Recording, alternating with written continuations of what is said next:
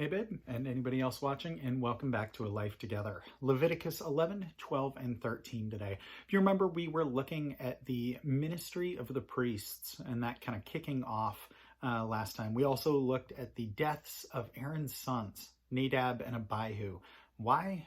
Because they took their duties lightly and or just straight up incorrectly. Again, we talked briefly about their pride coming up, or just the fact that they were flippant with their duties when offering unauthorized fire before the Lord. So we looked at that yesterday. Today, clean and unclean foods. We'll look at purification, skin diseases and mildew, some really practical stuff. And we'll talk about that briefly because that is very important. So Leviticus 11, 12, and 13. And chapter 11. The Lord said to Moses and Aaron, "Say to the Israelites, of all the animals that live on the land, these are the ones you may eat. You may eat any animal that has a split hoof completely divided and that chews the cud. There are some that only chew the cud or only have a split hoof, but you must not eat them. The camel, though it chews the cud, does not have a split hoof. It is ceremonially unclean for you. The coney, though it chews the cud, does not have a split hoof. It is unclean for you. The rabbit, though it chews the cud, does not have a split hoof. It is unclean for you. And the pig, though it does not have split hoof completely divided, or though it has split hoof completely divided, does not chew the cud. It is unclean for you. You must not eat their meat or touch their carcasses. They are unclean for you. Of all the creatures living in the water of the seas and the streams, you may eat any that have fins and scales. But all creatures in the seas or streams that do not have fins and scales, whether among all the swimming things or among all the other living creatures in the water, you are to detest. And since you are to detest them, you must not eat their meat, and you must detest their carcasses. Anything living in the water that does not have fins and scales is detestable, or is to be detestable to you. These are the birds you are to detest and not eat, because they are detestable: the eagle, the vulture, the black vulture, the red kite, and any kind of black kite, any kind of raven, the horned owl, the screech owl, the gull, any kind of hawk, the little owl, the cormorant, the great owl, the white owl, the desert owl, the osprey, the stork, any kind of heron, the hoopie, and the bat. All flying insects that walk on all fours are to be detestable to you. There are, however, some winged creatures that walk on all fours that you may eat, those that have joined legs for hopping on the ground. Of those you may eat any kind of locust, katyd, cricket, or grasshopper. But all the other winged creatures that have 4 legs you are to detest. You will make yourselves unclean by these. Whoever touches their carcasses will be unclean till evening. Whoever picks up one of their carcasses must wash his clothes, and he will be unclean till evening. Every animal that has split hoof not completely divided, or that does not chew the cud, is unclean for you. Whoever touches the carcass of any of them will be unclean. Of the animals that walk on all fours, those that walk on their paws are unclean for you. Whoever touches their carcasses will be unclean till evening. Anyone who picks up their carcasses must wash his clothes, and he will be unclean till evening. They are unclean for you. Of the animals that move about on the ground, these are unclean for you: the weasel, the rat, any kind of great lizard, the gecko, the monitor lizard, the wall lizard, the skink, and the chameleon. Of all those that move along the ground, these are unclean for you. Whoever touches them when they are dead will be unclean till evening.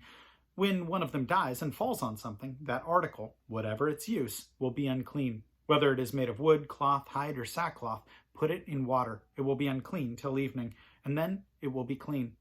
If one of them falls into a clay pot, everything in it will be unclean, and you must break the pot. Any food that could be eaten but has water on it from such a pot is unclean, and any liquid that could be drunk from is unclean. Anything that one of their carcasses falls on becomes unclean. An oven or a cooking pot must be broken up. They are unclean, and you are to regard them as unclean. A spring, however, or a cistern for collecting water remains clean, but anyone who touches one of these carcasses is unclean.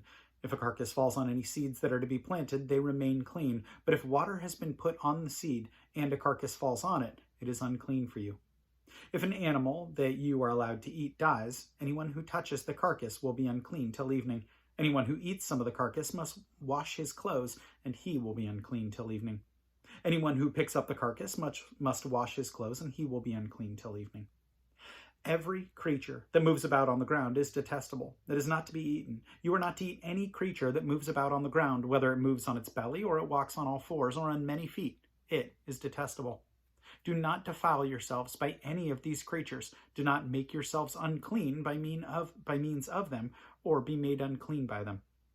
I am the Lord your God. Consecrate yourselves and be holy, because I am holy.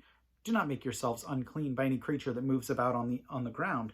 I am the Lord, who brought you up out of Egypt to be your God. Therefore, be holy, because I am holy. These are the regulations concerning animals, birds, every living thing that moves on the water, and every creature that moves about on the ground. You must distinguish between the unclean and the clean, between the living creatures and that may be eaten, and those that may not be eaten. Chapter 12. The Lord said to Moses, "Say to the Israelites, a woman who becomes pregnant and gives birth to a son will be ceremonially unclean for 7 days, just as she is unclean during her monthly period. On the 8th day, the boy is to be circumcised. Then the woman must wait 33 days to be purified from her bleeding. She must not touch anything sacred or go to the sanctuary until the days of her purification are over. If she gives birth to a daughter, for 2 weeks the woman will be unclean, as during her period. Then she must wait 60 days to be purified from her bleeding. When the days of her purification for a son or daughter are over, she is to bring to the priest at the entrance to the tent of meeting a year-old lamb for a burnt offering, and a young pigeon or a dove for a sin offering. He shall offer them before the Lord to make atonement for her, and then she will be ceremonially clean from her flow of blood. These are the regulations for a woman who gives birth to a boy or a girl. If she cannot afford a lamb, she is to bring 2 doves or 2 young pigeons, one for a burnt offering and the other for a sin offering. In this way, the priest will make atonement for her, and she will be clean." Chapter 13. The Lord said to Moses and Aaron, "When anyone has a swelling or a rash or a bright spot on his skin that may become an infectious disease, he must be brought to Aaron the priest or to one of his sons, who is the priest, and the priest is to examine the sore on his skin. And if the hair in the sore is turned white, and if the sore appears to be more than skin deep, it is an infectious skin disease. When the priest examines him, he shall pronounce him ceremonially unclean. If the spot on his skin is white, but does not appear to be more than skin deep, and the hair on it has not turned white, the priest is to put the infected person in isolation for 7 days. On the 7th day, the priest is to examine him, and if he sees that the sore is unchanged and it does not spread in the skin, he is to keep him in isolation another 7 days. On the 7th day, the priest is to examine him again, and if the sore is faded and is not spread through the skin, the priest shall pronounce him clean. It is only a rash. The man must wash his clothes, and he will be clean. But if the rash does spread in his skin after he has shown himself to the priest to be pronounced clean, he must appear before the priest again. The priest is to examine him, and if the rash is spread in the skin, he shall pronounce him unclean. It is an infectious disease. When anyone has an infectious skin disease, he must be brought to the priest. The priest is to examine him, and if there is a white swelling in the skin that has turned the hair white, and if there is raw flesh in the swelling, it is a chronic skin disease, and the priest shall pronounce him unclean. He is not to be put in isolation because he is already unclean. If the disease breaks out over all his skin so that as far as the priest can see, it covers all the skin of the infected person from head to foot, the priest is to examine him. And if the disease has covered his whole body, he shall pronounce that person clean. But whenever raw flesh appears on him, he will be unclean. When the priest sees the raw flesh, he shall pronounce him unclean. The raw flesh is unclean. He has an infectious disease. Should the raw flesh change and turn to white, he must go to the priest. The priest is to examine him, and if the sores have turned white, the priest shall pronounce the infected person clean. Then he will be clean. When someone has a boil on his skin and it heals, and in the place where the boil was, the white swelling or reddish white spot appears, he must present himself to the priest. The priest is to examine it, and if it appears to be more than skin deep and the hair is turned white, the priest shall pronounce him unclean. It is an infectious skin disease that has broken out where the boil was. But if, when the priest examines it, there is no white hair in it, and it is not more than skin deep and is faded, then the priest is to put him in isolation for 7 days. If it is spreading in the skin, the priest shall pronounce him unclean. It is infectious. But if the spot is unchanged and is not spread, it is only a scar from the boil, and the priest shall pronounce him clean. When someone has a burn on his skin, and a reddish white or white spot appears in the raw flesh of the burn, the priest is to examine the spot, and if the hair in it has turned white, it appears to be more than skin deep, it is an infectious disease that has broken out in the burn. The priest shall pronounce him unclean. It is an infectious skin disease. But if the priest examines it, and there is no white hair in the spot, and if it is not more than skin deep and has faded, then the priest is to put him in isolation for 7 days. On the 7th day, the priest is to examine him, and if it is spreading in the skin, the priest shall pronounce him unclean. It is an infectious skin disease. However, if however the spot is unchanged and has not spread in the skin but has faded, it is a swelling from the burn, and the priest shall pronounce him clean. It is only a scar from the burn. If a man or a woman has a sore on the head or on the chin, the priest is to examine the sore, and if it appears to be more than skin deep, and the hair is yellow and thin, the priest shall pronounce that person unclean. It is an itch, an infectious disease of the head or chin.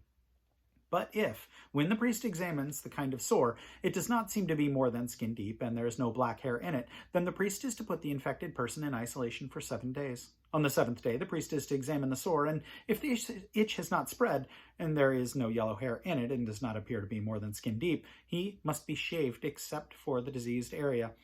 And the priest is to keep him in isolation for another 7 days. On the 7th day, the priest is to examine the itch, and if it is not spread in the skin and appears to be no more than skin deep, the priest shall pronounce him clean. He must wash his clothes, and he will be clean. But if the itch does spread in the skin after he is pronounced clean, the priest is to examine him, and if the itch has spread in the skin, and the priest does not need to look for yellow hair, the person is unclean. If, however, in his judgment it is unchanged, and black hair is grown in it, the itch is healed. He is clean, and the priest shall pronounce him clean. When a man or a woman has white spots on the skin, the priest is to examine them. And if the spots are dull white, it is a harmless rash that has broken out on the skin. That person is clean. When a man has lost his hair and is bald, he is clean. If he has lost his hair on the front of his scalp and has a bald forehead, he is clean. But if he has reddish white sore on his bald head or forehead, it is an infectious disease breaking out on his head or forehead. The priest is to examine him. And if the swollen sore on his head or forehead is reddish white like an infectious skin disease, the man is diseased and is unclean. The priest shall pronounce him unclean because the sore on his head. The person with such an infectious disease must wear torn clothes. Let his hair be unkempt. Excuse me. Let his hair be unkempt. Cover the lower part of his face and cry out, unclean, unclean. As long as he has the infection, he remains unclean. He must live alone. He must live outside the camp.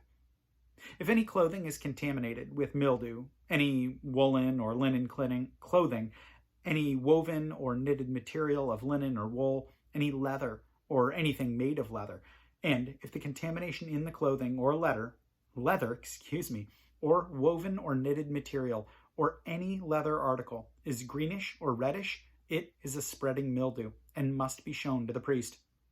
The priest is to examine the mildew and isolate the affected article for 7 days. On the 7th day, he is to examine it. And if the mildew is spread in the clothing, or the woven or knitted material, or the leather, whatever its use, it is a destructive mildew. The article is unclean. He must burn up the clothing or the woven or knitted material of the wool or linen or any leather article that has the contamination in it, because the mildew is destructive. The article must be burned up. But if, when the priest examines it, the mildew has not spread in the clothing or the woven or knitted material or leather article, he shall order that the contaminated article be washed.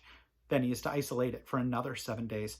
After the affected article has been washed, the priest is to examine it. And if the mildew has not changed its appearance, even though it has not spread, it is unclean. Burn it with fire, whether the mildew has affected one side or the other. If, when the priest examines it, the mildew has faded after the article has been washed, he is to tear the contaminated part out of the clothing or leather or the woven or knitted material. But if it reappears in the clothing or in the woven or knitted material or in the leather article, it is spreading, and whatever has the mildew must be burned with fire.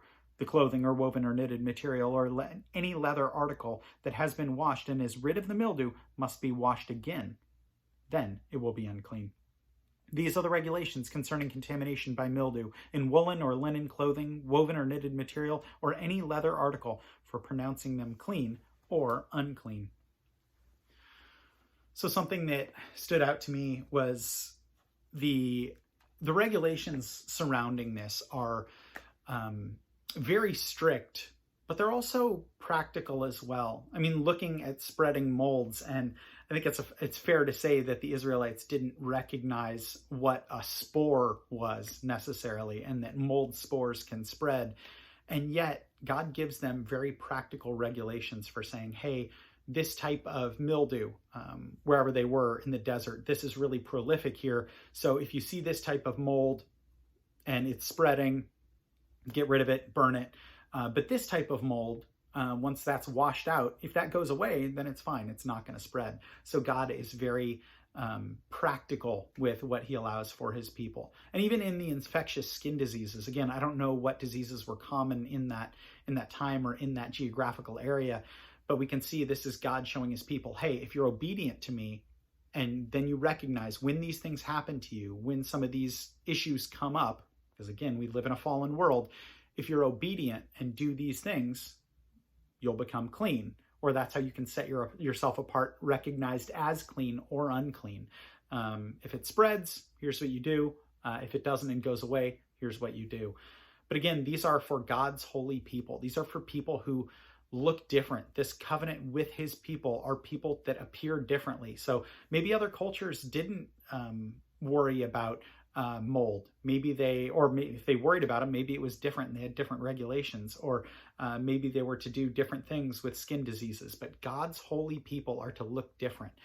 Therefore, that shouldn't surprise us when we see some of this stuff. God is giving them practical advice to be different for the surrounding people as well. And that's a cool ministry for them. Anyway, it's worth praying about. Lord, thank you that in your word, you give us practical wisdom, and you give us wisdom that we can be more holy and we can be more sanctified. God, help us to recognize that not only do you want our holiness, but you also want us to have practical wisdom, and that through that practical wisdom, we can point others towards you and be blessings to their lives and be ministers for you, Lord. Give us the wisdom to do that and the opportunity to see that through. We thank you for this time and for all your people. In your son's name we pray. Amen. And that is about all I got today. As always, know that I appreciate you. And for my wife, appreciate you tons. And I will plan on seeing you tomorrow. Have a good one.